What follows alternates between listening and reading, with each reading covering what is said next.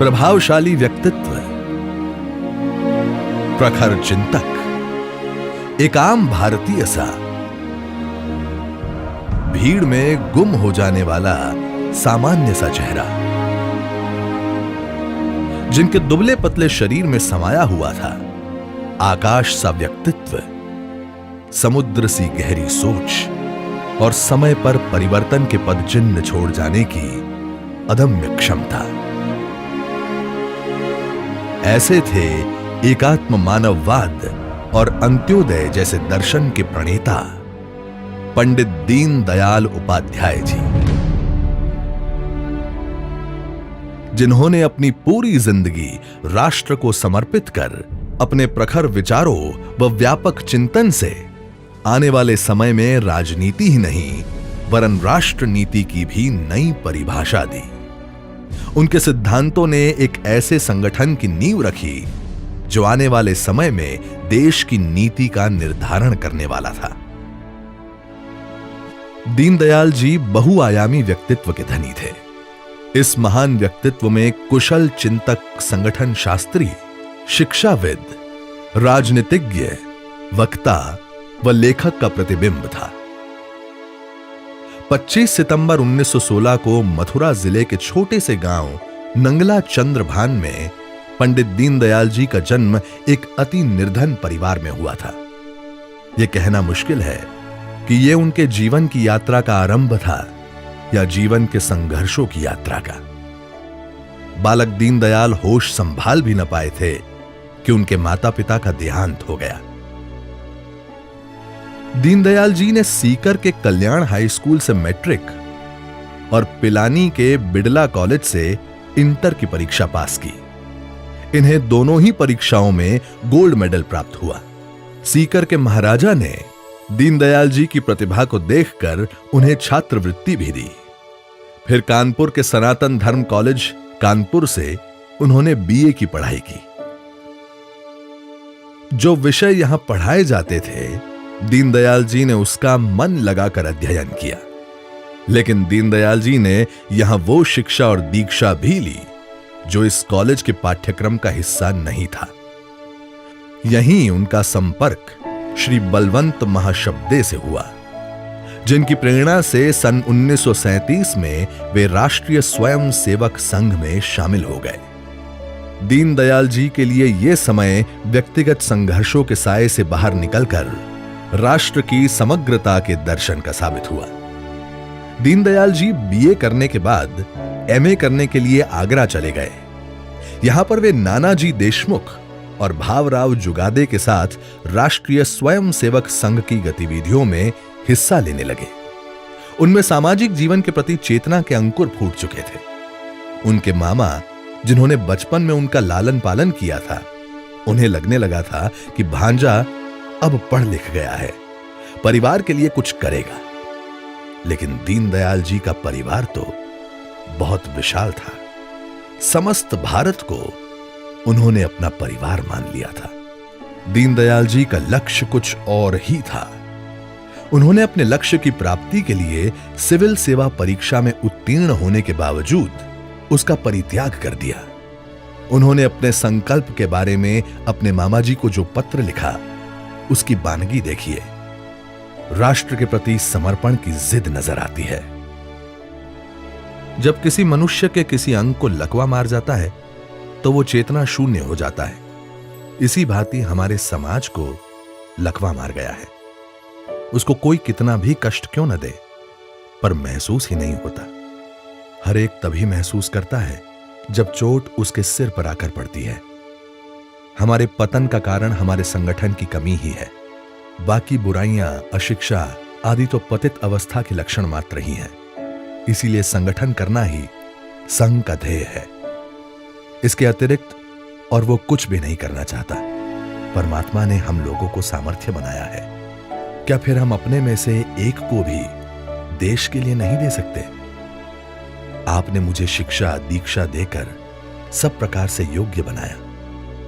क्या आप मुझे समाज के लिए नहीं दे सकते, जिस समाज के हम उतने ही ऋणी हैं? यह तो एक प्रकार से त्याग भी नहीं है, विनियोग है। समाज रूपी जीवन में खाद देना है। फिर उन्होंने पीछे मुड़कर नहीं देखा। देश स्वतंत्र हो चुका था, पर समाज संगठित नहीं था। देश में कई विसंगतियां पैदा हो रही थी। उनमें सत्ता का लोभ नहीं, समाज में वैकल्पिक विचारधारा की स्थापना का दृढ़ निश्चय था।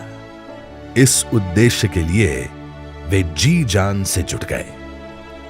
दीनदयाल जी के अनुसार भारत जिन समस्याओं का सामना कर रहा है, उसका मूल कारण इसकी राष्ट्रीय पहचान की उपेक्षा है।